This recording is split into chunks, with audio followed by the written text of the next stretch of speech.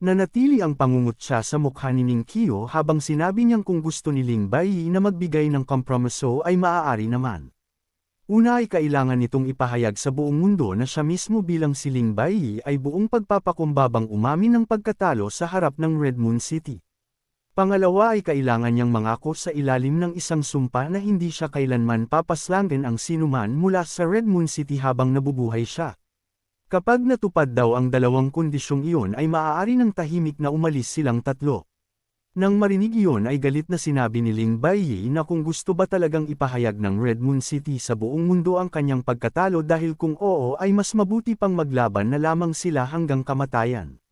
Muli namang nangutya si Ning Qiu at tinanong kung sa tingin ba nito ay natatakot siya sa isang laban hanggang kamatayan. Hello mga hangal, si Boss Hangal ito. Bago natin ipagpatuloy ang kwento ay ibabahagi ko muna sa inyo ang backup channel natin na nilagyan ko na ng mga video. Ang mga makikita nyo doon ay mga latest manhwa na bagong release pa lamang at wala pa masyadong mga chapter. Kung interesado ka sa mga ganong content ay pwede ka rin doon manood habang naghihintay ng kwento ni Leon Xiao na tuwing Lunes lamang lumalabas. Maraming salamat sa suporta. Samantala ay lihim na nakahinga ng maluwag si Leon Xiao gayong bagamat muling naging tensyonado ang paligid ay alam niyang malabo nang mangyari ang isang labanan.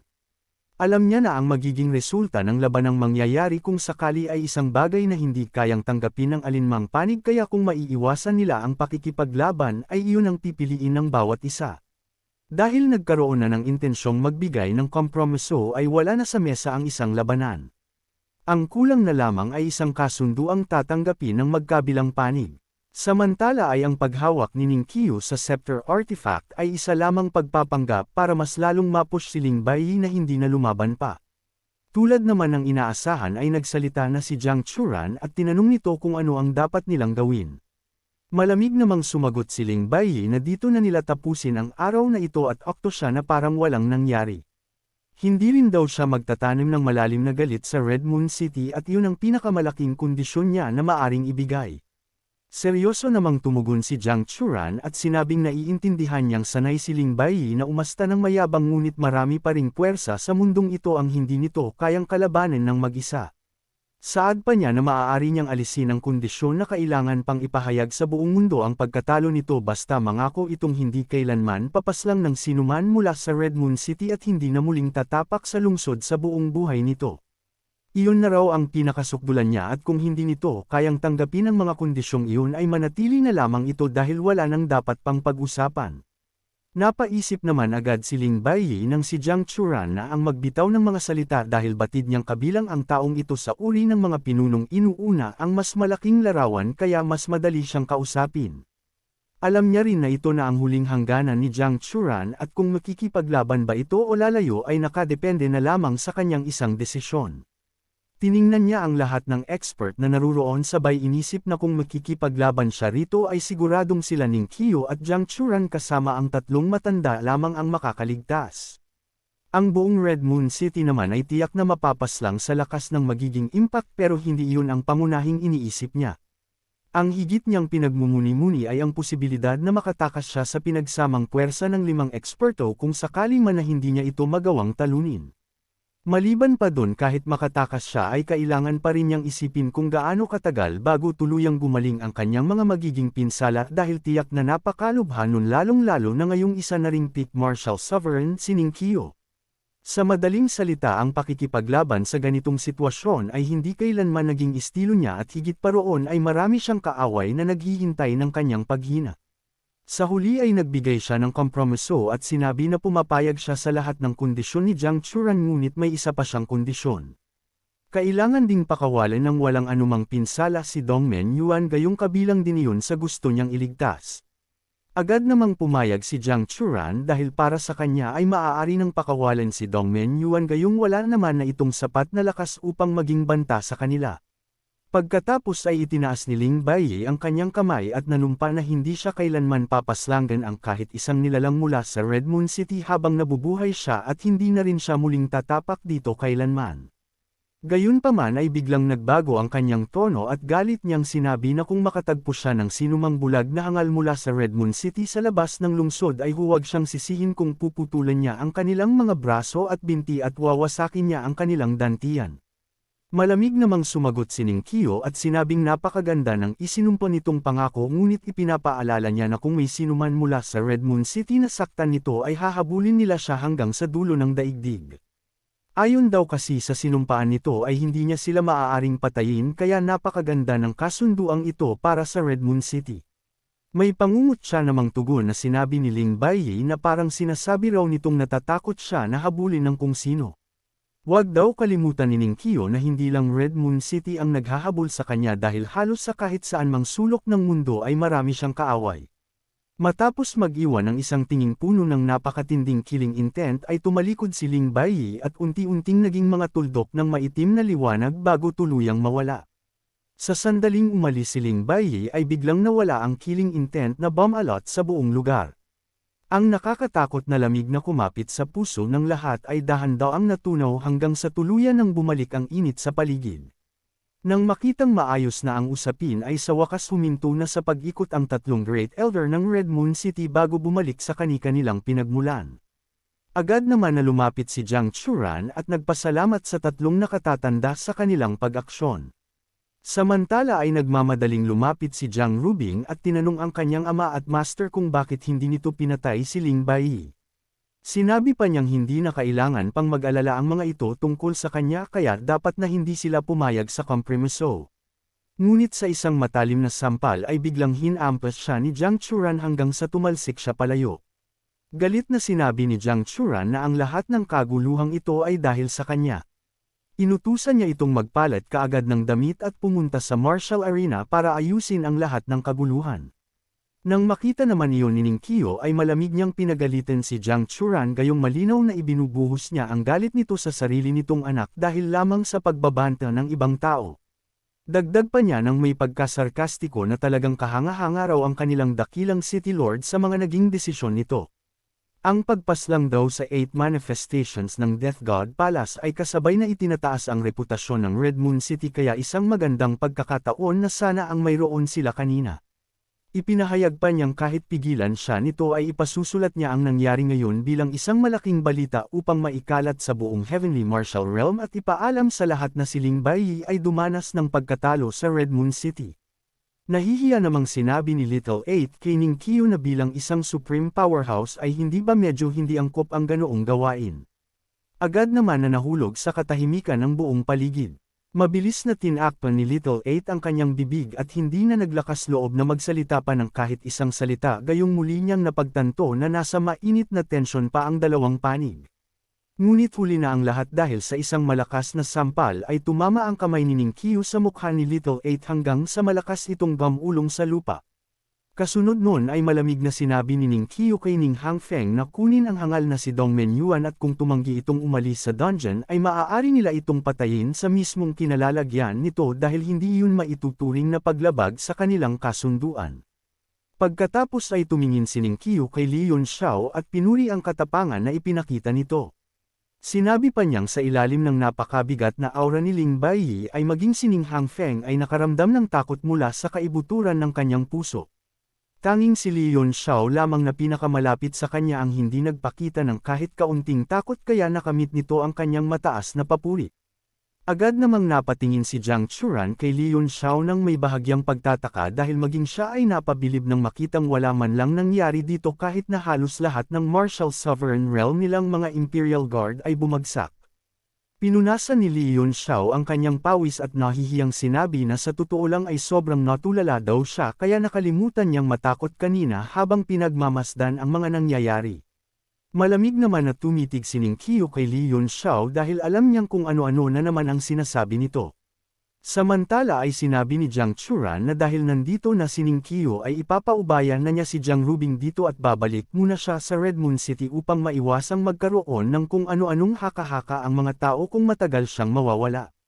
Bahagyang tumungo si Ning Qiu bago tumingin kay Jiang Rubing na namumula ang mga pisngi habang nagtatago sa likod ni Li Yunxiao. Sa huli ay nagsalita si Jiang Churan at humingi ng tawad kay Jiang Rubing sa ginawa niyang pagsample kanina. Ngunit naglabas lamang ito ng mahinang ungol bago tumalikod at tumangging magsalita. Hindi naman masisi ni Ning Qiu ang reaksyon ni Jiang Rubing kaya sinenyasan na lang niya si Jiang Churan para umalis na ito. Dahil doon ay napabuntong hininga na lang si Jiang Churan bago naging isang sinag ng liwanag at lumipad pabalik sa arena. Saka lamang naglakas loob na magsalita si Jiang Rubing at sinabi sa kanyang guro na ayaw niyang lumahok sa martial arts tournament para pumili ng mapapangasawa. Pero biglang nagdilim ang mukha ni Ning Qiu bago direktang nagpatama ng isang sil sa mata ni Jiang Rubing. Malamig niyang sinabi na nag-iwan siya ng marka sa katawan nito at kahit tumakas pa ito hanggang sa dulo ng daigdig ay mararamdaman pa rin niya ang lokasyon nito. Agad na napasigaw sa sakit si Jiang Rubing at nanginginig na sinabi na baka mamatay siya sa kamay ng isang mamamatay tao. Hindi siya pinansin ni Ning Qiu at tumingin kay Li Yunxiao bago nagtanong kung talaga bang wala itong planong sumali sa kompetisyon dahil malapit nang matapos ang martial arts tournament. Matapos nun ay hinawakan niya si Jiang Rubing at bahagyang itinaas ang baba nito gamit ang isang daliri at sinabing tingnan ni Li Yunxiao ang mukha ng magandang batang babae. Napakaganda raw nito kaya hindi ba raw natutokso si Li Yunxiao. Biglang napuno ng may itim na linya ang mukha ni Li Yunxiao habang sinasabi niyang maaaring matukso siya ngunit ano ang magagawa niya kung wala naman siyang sapat na lakas para labanan ang mga young master sa tournament. Sa ngayon daw ay pupunta muna siya roon upang manood at kasabay nito ay aasikasuhin niya ang isang mahalagang bagay. Ang tinutukoy niya ay ang paggamot kay Jiang Rumi na napangakuan niya kamakailan. Sa tulong ni Ning Qiu upang maitago ang Moon Eye ay hindi na niya kailangang mag-alala na matuklasan ang kanyang ginagawa. Pagkatapos ang matinding labanan ay sama-samang bumalik sila Li Yunxiao patungo sa nangyayaring kompetisyon. Doon ay agad na binihisan si Jiang Rubing para iharap sa matagal ng mga naghihintay dito. Samantala ay pilit na pinigilan ni Ruan Zimao si Zuyuki upang makuha ang tagumpay. Bagamat matindi ang pinsalang natamo ng kanyang origin energy sa patuloy na pakikipaglaban ay ipinagpatuloy pa rin niya ang kanyang laban kay Zuyuki. Habang pinapanood nila ang dalawang naglalaban sa entablado ng arena ay mahina na nagtanong si Ning Qiu kung sino sa tingin ni Li Yunxiao ang mananalo sa huli. Sumagot naman si Li Yunxiao na kung walang anumang aksidente na magaganap ay malamang na si Ruan Zimao ang mananalo. Agad namang nagtanong si Ruan Hangyo kung mataas din ba ang pagtingin ng ating bida kay Ruan Zimao. Walang pakialam na sumulyap si Ruan Hangyo kay Li Yunxiao bago nagwika na bilang City Lord daw ito ng Martial Flame City ay interesado siya sa paraan ng paggagamot nito sa sumpang nasa katawan ni Jiang Rumi. Bahagyang ngumiti si Li Yunxiao at sinabi na si Ruan Zimao ay isang maingat na tao na hindi kailanman gumagawa ng anumang bagay ng walang katiyakan. Sigurado raw siya na mayroon itong paraan upang harapin si Zuyuki dahil kung wala ay hindi tatagal si Ruan Zimao sa martial stage hanggang sa sandaling ito. Tungkol naman sa paraan upang alisin ang sumpa ay humingi siya ng paumanhin dahil isa iyong sinaunang lihim na pamamaraan ng kanilang pamilya kaya hindi niya maaari itong ibunyag. Mabilis naman na naging matalim ang tingin ng dalawang mag-asawa nang marinig-marinig ang huling mga salita ni Li Yunxiao gayong bahagya silang hindi naniniwala rito. May pagdududa pa rin kasi sila na mayroong malaking koneksyon si Li Yunxiao kay Gu Feiyang kaya kahit gaano pa ito pinagkakatiwalaan ni Ning Qiu ay hindi pa rin maaalis ang pagdududa nila sa tunay na pinagmulan nito. Maya-may pa sa mismong sandaling iyon ay biglang lumitaw ang Heavenly Wave Mirror sa itaas na bahagi ni Ruan Zimao sa entablado ng arena. Ang napakalawak na aura nito ay agad na nagpalubog sa buong entablado sa liwanag ng salamin.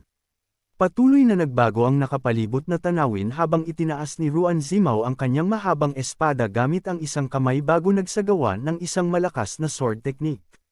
Biglang umapaw ang napakalakas na sword chi at nagpakawala ito ng sunod-sunod na atake. Ang bawat guhit ng sword chi ay tila 10,000 tumatakbong kabayo habang marahas na humihiwa pababa mula sa kalangitan. Sa ilalim ng patuloy na nagbabagong liwanag ng salamin ay wala nang pagkakataong makaiwas si Zuyuki kaya direktang tumama sa kanya ang sword chi. Biglang nagwala ang dugo sa kanyang katawan at napadore siya ng dugo bago malakas na tumilapon pabalik ang kanyang katawan. Namutla ang kanyang mukha habang itinataas ang isang kamay bilang pagsuko at sinabing ang lakas ni Ruan Zimao ay tunay na isang antas na mas mataas kaysa sa kanya. Buong puso niyang tinanggap ang pagkatalo. Samantala ay humihingal din ng matindi si Ruan Zimao dahil higit sa kalahati ng kanyang origin energy ang naubos. Ikinuyong niya ang kanyang mga kamao at sinabi kay Zuyuki na nagpapasalamat siya sa pagtitimpi nito ngunit hindi na niya ito ihahatid pababa. Dahan-daang bumaba si Tsuyuki mula sa martial stage. Bagamat natalo ay nakatanggap pa rin siya ng malalakas na palakpakan at walang katapusang sigawan mula sa mga manunood.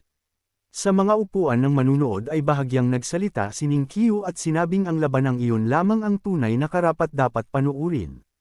Kung hindi raw ginamit ni Ruan Zimao ang Heavenly Wave Mirror Projection ay mataas pa rin ang posibilidad na manalo siya ngunit mahihirapan siyang tapusin ng mabilis ang laban. Ngumiti naman si Leon Xiao nang makita ang tagumpay ni Ruan Zimao at pagkatapos nun ay sarkastiko niyang sinabi na tila sabik na itong yakapin ang pagkapanalo kaya halos hindi na ito makapaghintay. Bigla namang sumulyap sa kanya si Ninkyu bago napabuntong hininga at sinabing basta hindi siya pupunta sa entablado ay dito na magtatapos ang paligsahan. Idinagdag pa niyang si Jiang Rubing ay kanyang minamahal na disciple at mas gugustuhin niyang mapang-asawa nito si Leon Xiao kaysa kay Ruan Zimao na hindi naman gaano katalentado. Umiling naman si Leon Xiao habang nakangiti at sinabing natatakot siyang wala siyang ganoong uri ng kapalaran. Sa baba ng entablado ay malakas na sumigaw si Jiang Bili na nanalo si Ruan Zimao at nagtanong kung mayroon pa bang gustong humamon sa kanya. Nang bumagsak ang kanyang boses ay biglang naging tahimik ang buong lugar. Bagamat may mga pinsala si Ruan Zimao ay malinaw na ang martial skill na ipinakita niya ay higit na mataas kaysa sa karamihan. Kaya naman tinatanong ng marami kung sino pa sa nakababatang henerasyon ang maglalakas loob na makipagkompetensya dito. 3 beses na sunod-sunod na nagtanong si Jiang Bili ngunit nanatiling tahimik ang buong lugar dahil wala nang sino mang kayang sumagot sa kanyang hamon. Isang ngiti naman ang lumitaw sa mukha ni Ruan Hangyo habang bahagya namang tumango si Jiang Churan kahit na hindi bukal sa kanyang kalooban na manalo si Ruan Zimao. Para sa kanya bilang ama ay wala silang pagtutol kung mapapangasawa ni Jiang Rubing si Ruan Zimao ngunit nag-aalala lang sila kung kaya ba talaga nitong protektahan ang kanilang anak pagdating sa hinaharap. Nang makitang wala nang humahakbang pasulong ay pabalik na sana si Jiang Bili upang ipahayag ang pagtatapos ng paligsahan nang biglang may isang figure na humakbang mula sa mga upuan ng manunood at naglakad patungo sa entablado. Agad itong nagdulot ng kaguluhan habang ang lahat ng mata ay napunta sa kanya. Nang makita naman ni Leon Xiao kung sino ang dumating ay hindi niya napigilan na matawa gayong hindi niya inaasahan na dito ito magpapakita matapos hindi samipot sa napagkasunduan nilang lugar. Gulat din na sumigaw si Jiang Rubing at sinabing si Lu Qingdian ang dumating. Samantala mabilis na nagdilim ang mukha ni Ruan Zimao habang malamig na nagtanong kung sino ito at kung naparito rin ba ito para labanan siya. Pero walang interes na sumagot si Lu Qingdian at ipinakilala ang sarili bago sinabi ang kanyang pakay. Sinabi ni Lu Qingdian na wala siyang intensyong makipagkompetensya para kay Jiang Rubing ngunit gusto niyang makuha ang Dragon Whisper na kabilang sa mga premyo. Kung papayag daw si Ruan Zimao na ibigay sa kanya ang bagay na iyon ay agad siyang aamin ng pagkatalo at bababa sa entablado.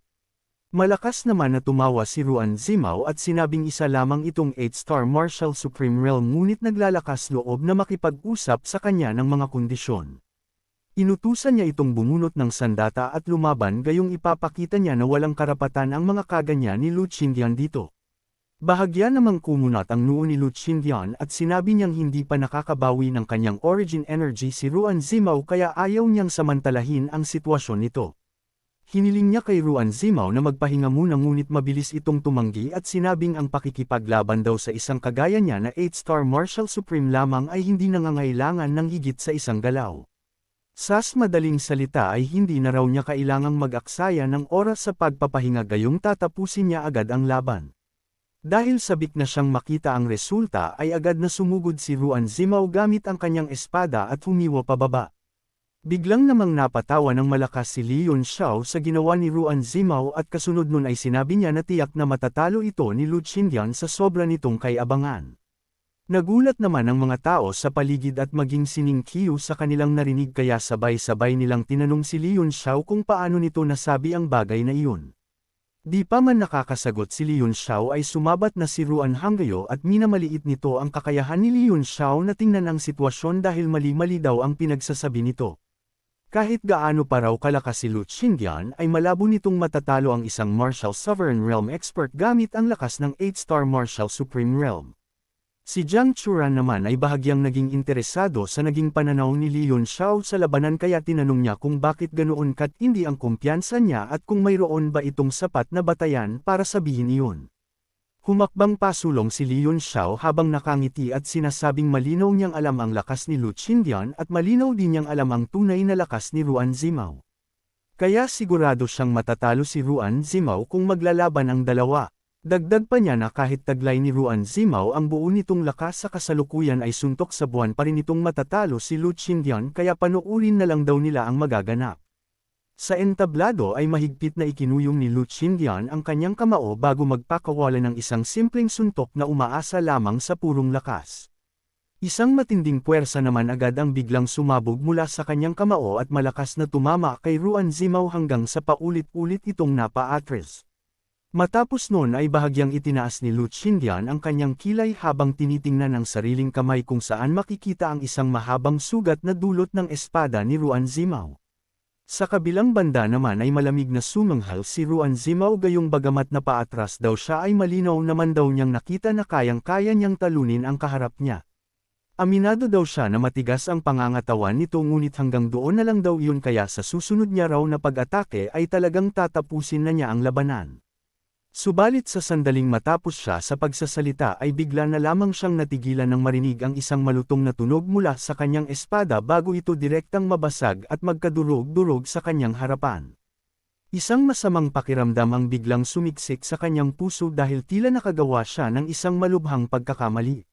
Samantala natatawa namang inulit ni Lu Qindian ang tanong kung talaga bang hindi magpapahinga si Ruan Zimao dahil kung oo ay hindi na siya magdadalawang isip na magpigil ng kanyang lakas.